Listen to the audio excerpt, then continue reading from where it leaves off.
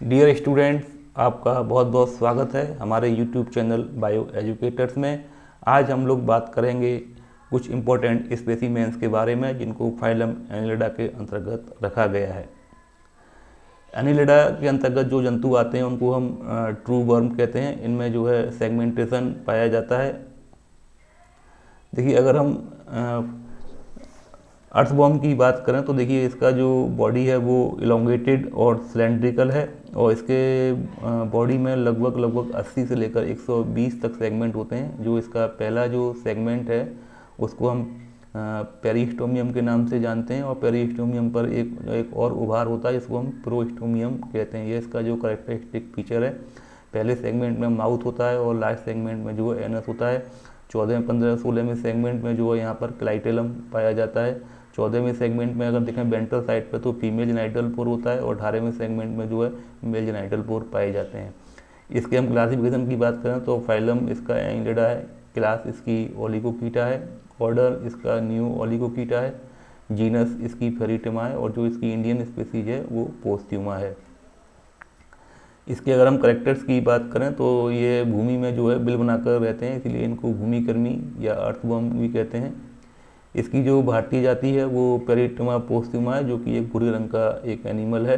इसका जो बिल है वो इसके जो बिल पर जो इसके जो मुख द्वार है जो उस पर एक लंबी जो फीकल मैटर्स के रूप में, एक पैलेट्स के रूप में इनका जो मल जो है या फीकल मैटर दिखाई देता है, जिससे इनकी उपस्थिति का पता चलता है।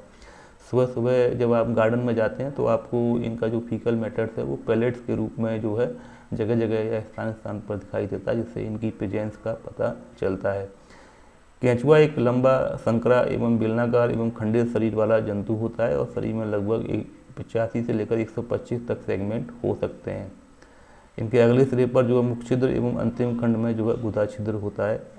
अगले 13 खंडों के पश्चात एक भूरे रंग की पटका जो है इनके शरीर पर पाई जाती है, जिसको हम क्लाइटेलम कहते हैं और जनरली ये क्लाइटेलम जो है वो 14, 15 और 16 यानी 3 सेगमेंट्स में यह पाया जाता है। इसके जो डोर्सल साइड पर एक गहरे भूरे रंग की धारी दिखाई देती है, जो कि पृष्ठ रुधिर वाहिनी या डोर्सल ब्लड वेसल के रूप में जानी जाती है। प्रचलन हेतु जो है इनके शरीर में जो है सीटी पाए जाते हैं और उत्सर्जन के लिए वृक्कक पाए जाते हैं, जिनको हम नेफ्रीडिया के नाम से जानते हैं। और ये नेफ्रीडिया जो है जनरली 3 प्रकार के होते हैं: सेप्टल नेफ्रीडिया, फेरिंजियल नेफ्रीडिया और इंटेगुमेंट्री नेफ्रीडिया।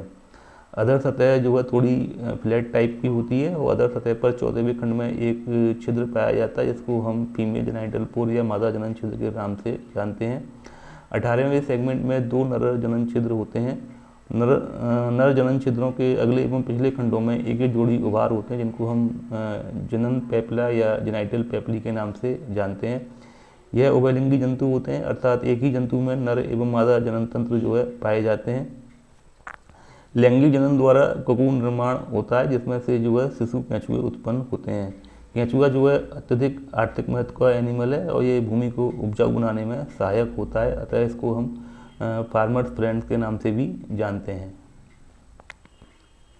देखिए, इस स्लाइड में यहाँ पर हिरुडिनेरिया को हमने प्रदर्शित किया है और इसके 2 फिगर यहाँ पर बने हुए हैं। जो ये वाला जो फिगर है इसको हमने, ये हमारा डोर्सल व्यू है और बी जो है वो वेंट्रल व्यू है। इसके हम क्लासिफिकेशन की बात करें तो फाइलम एनिलिडा, क्लास हिरुडिनिया और ऑर्डर गिनेप्टोडेलिडा, जीनस इसकी हिरुडिनेरिया है और जो इंडियन स्पीसीज है वो ग्रेन्युलोसा है। इसकी बॉडी में जो है सेगमेंट्स जो हैं वो 33 होते हैं, जो कि कांस्टेंट होते हैं। इसके अगर हम कमेंट्स की बात करें या इसके जो करेक्टर्स हैं उनकी बात करें तो ये जोंक जो है तालाबों, दलदली क्षेत्रों में जल में तैरती हुई पाई जाती है तथा ये भैंस, मछली, मेढक, मनुष्य एवं अन्य पशुओं पर जो है बाह्य परजीवी के रूप में रहती है। ये एक्टोपैरासाइट होती है। इनको हम रैगवर्म या क्लैमवर्म भी कहते हैं। ये अपने पोषक का रक्त चूसते हैं, स्वांगीवोरस होते हैं और एक्टोपैरासाइट के रूप में होते हैं। लीच की जो सामान्य लंबाई है वो 10 सेंटीमीटर तक होती है, किंतु ब्लड सक करने के बाद इनकी जो है लंबाई थोड़ी सी 20 सेंटीमीटर से 30 सेंटीमीटर तक हो जाती है। इनका शरीर जो है पीलापन लिए हुए भूरे रंग का होता है एवं इनका जो पृष्ठ अधर सतह है वो चपटी होती है। इनका शरीर जो है 33 सेगमेंट्स में डिवाइडेड होता है और पश्चिमतम सिरे पर इनका शरीर जो है सर्वाधिक चौड़ा होता है। अग्र एवं पश्च सिरों पर एक एक जो सकर्स पाए जाते हैं, जिसकी सहायता से ये अपने होस्ट के साथ चिपके हुए रहते हैं। लीच अपने वजन का लगभग 5 गुना तक पोषक का जो रक्त को चूस लेती है, और रक्त चूसने के बाद ये अपने आप जो है स्वतः ही पोषक से अलग हो जाती है। लीच की लार ग्रंथियों में एक विशेष प्रकार का तक्कारोधी या एंटीकोगुलेंट पाया जाता है, जिसको हम हिरुडिन के नाम से जानते हैं, जो कि थक्का जमने से रोकता है। ये बहुत ही एक इम्पॉर्टेंट पॉइंट है। जनरली जो एग्जामिनर्स आते हैं वो इस तरह का क्वेश्चन आपसे पूछ लेते हैं, और बहुत सारे कॉम्पिटिटिव एग्जाम में भी इस तरीके का क्वेश्चन आता है कि जोंक की लार ग्रंथियों से किस जो एंटीकोगुलेंट स्रावित होता है उसका नाम क्या है, तो ये हिरुडिन है। हिरुडिन भी जो है उभयलिंगी होते हैं, बाइसेक्सुअल होते हैं, और 10वें खंड के मध्य अधर सतह पर नर जनन छिद्र एवं 11वें खंड में मादा जनन छिद्र पाए जाते हैं। देखिए इस स्लाइड में जो स्पेसिमेन प्रदर्शित किया गया है वो निरिस का है। इसकी हम क्लासिफिकेशन की बात करें तो फाइलम एनिलिडा, क्लास पॉलीकीटा, सब क्लास इरेंसिया, जीनस नियंथिस, और जो स्पेसीज है वो बाइरेंस है। जनरली जो निरिस होता है वो 2 फॉर्म में पाया जाता है। ये उसकी एक सेक्सुअल फेज है उसको हम निरिस, और जो इसकी जो सेक्सुअल फेज होती है उसको हम हेटेरोनिरिस के नाम से जानते हैं। इसके हम करेक्टर्स की बात करें तो देखिए इसके शरीर में एक जो है म्यूसिलेजिनस पदार्थ जो है स्रावित होता रहता है, जिससे इसके बिल की दीवारों के जो रेत के कण हैं वो परस्पर इसकी बॉडी से चिपक जाते हैं। यह जो है नॉक्टर्नल एनिमल है और कार्निवोरस होता है, और छोटे छोटे क्रस्टेशियंस, मोलस्क और एनिलिड आदि जंतुओं को अपना शिकार करता है और अपना भोजन बनाता है। यह ग्रसनी को बाहर फैलाकर शिकार करता है। इसके शरीर में लगभग 80 से लेकर 200 तक सेगमेंट्स पाए जाते हैं। नेत्र, स्पर्शक, पैल्प तथा सिराई संवेदी अंग जो होते हैं वो उपस्थित होते हैं। हर खंड के लेटरल साइड में एक पार्श्वपाद होता है, ये खोखले और द्विशाखी होते हैं। शरीर का जो सबसे लास्ट सेगमेंट है वो पाइजिडियम कहलाता है, जिसको हम गुदीय खंड भी कहते हैं। इनमें जो डाइजेशन है वो एक्स्ट्रा सेलुलर होता है, अर्थात कोशिका के बाहर होता है। इनमें श्वसन के लिए विशेष अंगों का अभाव होता है।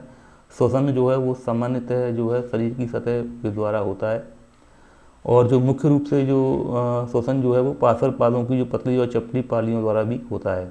इसके शरीर में सुविकसित रुधिर परिसंचरण तंत्र पाया जाता है, अर्थात जो ब्लड वेस्कुलर सिस्टम है वो हाईली डेवलप्ड होता है। उत्सर्जन क्रिया जो है वो वृक्कों के द्वारा होती है। इनमें तंत्रिका तंत्र जो है वो पूर्ण रूप से विकसित होता है। जनरली जो निरिस है वो 2 फॉर्म में पाया जाता है। जो अभी हमने जो फिगर देखा था इसका वो इसका एसेक्सुअल फेज है, जिसको हम निरिस के नाम से जानते हैं, जबकि जो इसका सेक्सुअल फॉर्म होती है उसको हम हेटेरोनिरिस के नाम से जानते हैं।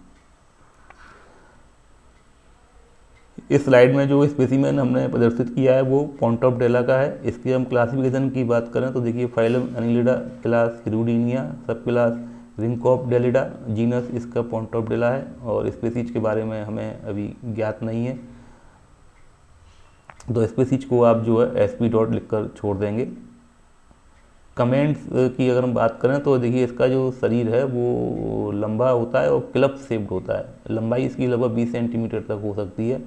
अगर वह पश्च चूसक उपस्थित होते हैं, जिसकी सहायता से ये अपने होस्ट से जो है चिपके हुए रहते हैं। अगर चूसक जो है वो सॉसर शेप्ड या तस्तरी के समान होता है, जबकि जो पश्च जो चूसक है या पोस्टीरियर शक्कर है वो गहरे प्याले के समान होते हैं।